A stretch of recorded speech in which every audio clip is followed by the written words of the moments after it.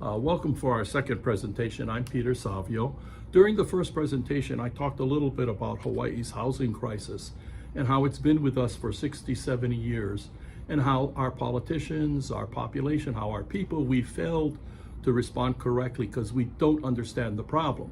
And as I explained in that presentation, the problem is we're trying to build more housing, but that actually makes the problem worse. Our problem is we went from a local real estate economy where prices are based on incomes to a national real estate economy where mainland buyers were driving prices up, and now to an international market where foreign buyers as well as mainland buyers are driving our prices up. So our pricing is no longer tied to the wages in our community, but what outside people will pay. If you accept that as a problem, the solution is completely different in terms of solving the problem. So in the last one I talked about, we were going to talk about the solution. But before I go to the solution, there's one more piece of this puzzle you have to understand, or a couple pieces, in terms of just real estate in general. And of course, the first question is, why do we buy real estate? And people will say, oh, it appreciates, it's a place to live, it gives you stability, and all of that's true. But the big reason, or the real reason we buy real estate, and I think what a lot of people don't appreciate, is we buy real estate because we lock in the monthly payment for housing for 30 years. In other words, you're stabilizing your housing cost, but at the same time, your income can be going up. So you'll have a pay raise, but it's yours. You have a pay raise, it's yours. You have a pay raise, it's yours. If you're a renter, you pay your rent, but then if there's a pay raise, usually rents will go up, rents will go up, rents will go up, so you never get ahead. So the first thing to understand is we buy real estate not for appreciation. We buy real estate to lock in a monthly payment. And actually the monthly payment being locked in creates more wealth than the appreciation. And let me give you an example. Let's go back in time. In the 1960s, if your parents bought a home, it cost $25,000. Now that was a brand new home in Hawaii Kai. Sounds inexpensive, but the government was actually investigating developers to try to understand why housing costs were so expensive. So again, it seems low now, but wages were a lot lower. People were earning $500, $600 a month, husband and wife both working, that kind of thing. So you kind of get a sense of it's all in proportion. But that house of $25,000 today is probably worth, let's say, $1 million. So you can say, wow, what a deal. It went from 25 to $1 million. And that is absolutely true. But let's look at the cost of buying that house. If you bought it for $25,000, you actually paid only $29,000 in interest. Okay, now that $29,000 was your cost to buy it. Today, you pay no mortgage, assuming you didn't refinance it. The difference between you owning that house and renting that house is it cost you $29,000 to buy. It would have cost you $3 million in rent today. So again, you saved $3 million by buying that home. The house only appreciated $975,000. So you actually made more money by locking in the payment. Now, again, we lose sight of this because that payment goes to a new car, a trip, the kids' education, a better quality of life. For some of us like me, I use that money and I buy more and more real estate, which creates more and more value as it goes on.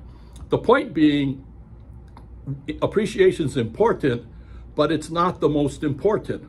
So when we're doing affordable housing and we have restrictions on appreciation, or we have things where you have to share the profit or whatever with the builder or the developer or the state, a lot of times people go, oh, I don't want to do that. I want it all. I want it all. Very short-sighted. I would give up the appreciation on any property I own in return for the stability of my payment and the amount of money I can save. And then of course I would reinvest it and create even more and more wealth.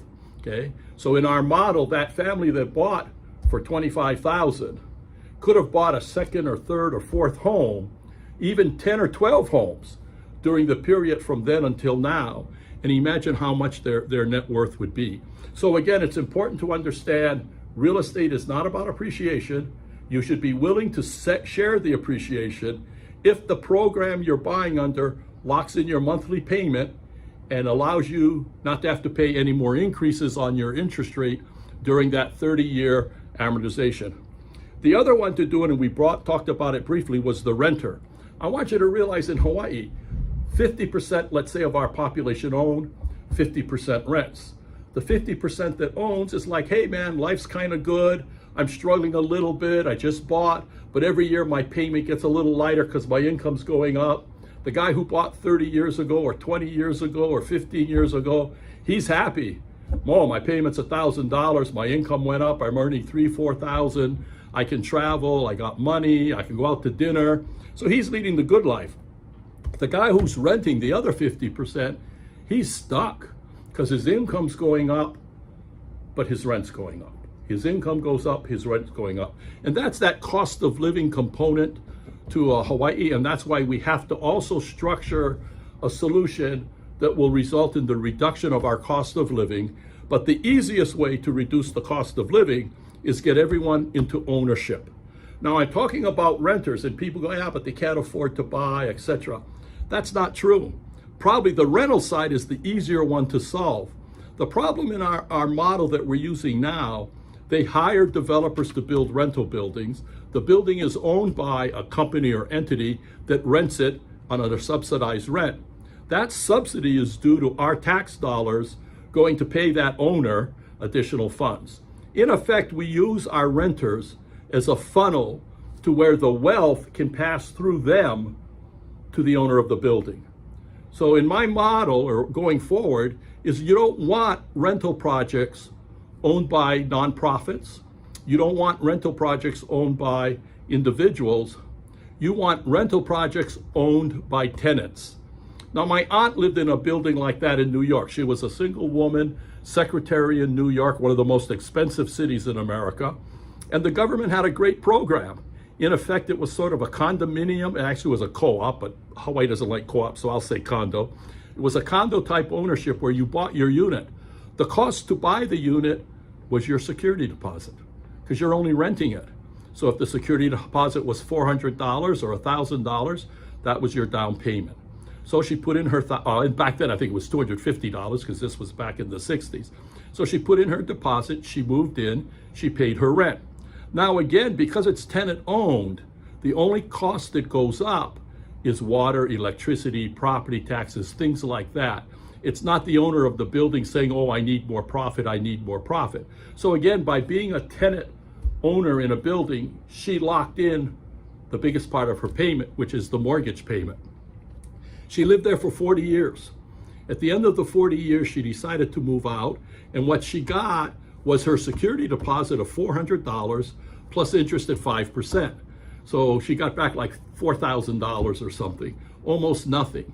So you look at it and think, well, she lived there for 40 years. She had a lower payment during this time. Because she had locked in her payment, she had $2 million, $3 million in a savings account. That's the money she retired on. She got a nice retirement home. She lived there the rest of her life. She passed away. She still had $500,000, $600,000 to share among all her nieces and nephews. The key was she was a renter who was able to get into a program that allowed, I say ownership, but it's really a tenant-owned rental building, which stabilized the monthly payment, which allowed her to save what would be pay raises, etc., going forward. She lived in a nice building for her whole 40 years. She was happy. So, and that's the type of thing we need here. Right now, we're rushing to build rental projects, and what we're doing is we're letting mainland companies own them, and they own them, and they rent them, and they rent them at 30, 40, 50, 60% of median income. So it looks like, hey, it's a great deal. But think about, where is the wealth going? All we're doing is they're building a building for $50 million. We basically have to subsidize it. We give them favorable interest rates, favorable zoning. We're creating the value as taxpayers. Then we're giving it to the mainland company.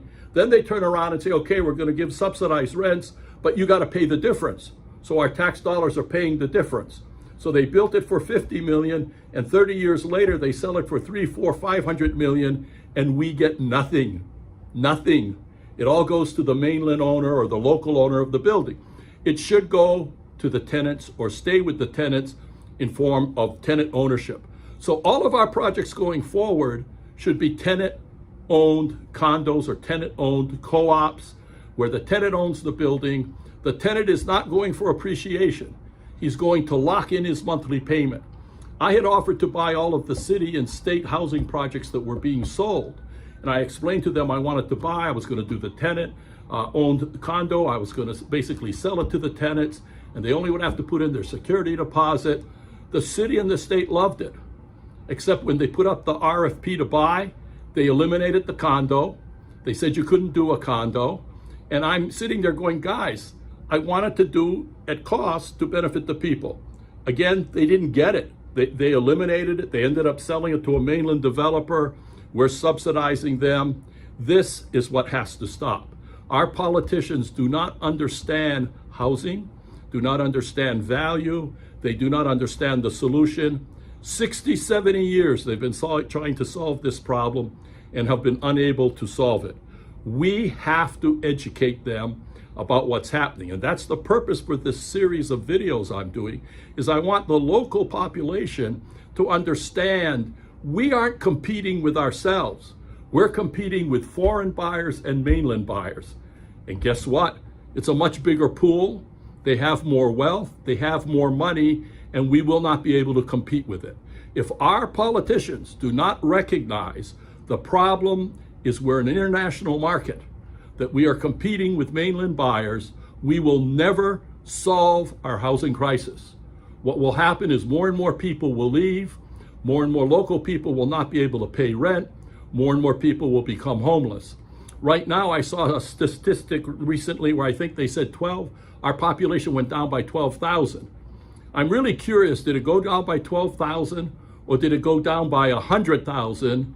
And the reason is 80,000 people moved in or 88,000 moved in, and the difference is 12,000. So, I think that's kind of what's happening here. More local people are leaving, more mainland and foreign people are moving in, and this is further creating the problems we have. So again, we've had the problem for 60 to 70 years. The problem is that we are no longer a local real estate market, we're an international market. We buy real estate because we want to lock in a long-term payment or we want to lock in a long-term rent payment. The wealth is created by holding the asset. So all of our housing programs have to be structured with those points in mind. And if we structure the solution using those guidelines, guess what? We solve the problem. And we can do it in 5 to 10 years. It's a relatively simple process once we accept the problem. You've been listening to all the politicians. You've been listening to what they say. None of them have a program. They have false promises. We're going to do this. We're going to do that. I'm going to work with the city. I'm going to give them free land. It's all shabai. They don't have a plan. They don't understand the program. And I think that's what you have to look at, is getting our politicians to accept the fact everything we've done in the last 60 to 70 years has made the problem worse. Everything we've done has created wealth for the mainland guys. Very little wealth staying locally. So our program is failing. Now, in the next video, I'm going to talk about what are the steps towards the solution. And there's quite a few steps, but they're not as complex as you would think. And I think just for anyone with common sense, they're going to say, oh, I see that. Yeah, that makes sense. Oh, if we do that, yeah, that's the result we're going to get. So I hope you stay tuned. I'll do the next couple videos, and we'll be talking about exactly what has to be done to solve our housing crisis so your families can stay here, your children can stay here, housing will remain affordable for the local residents forever. This is a do or die situation, because if we do not initiate these programs in the next probably 5-10 years, we're going to lose complete control of our real estate market. There'll be too many buyers, too many foreign buyers in our market, and not enough local people any longer to really result in change. The reason I'm pushing it right now, in this election, everyone is up. It's a chance to throw anyone out you don't like. It's a chance to put in a whole bunch of new people with different ideas that aren't tied to the old boy network, aren't tied to the politics of the past, but are looking to really help our people and are really serious about solving the problem, and they're willing to look at alternatives. So thank you for listening. I hope you'll continue with the rest of my series and hope to see you back shortly. Thank you.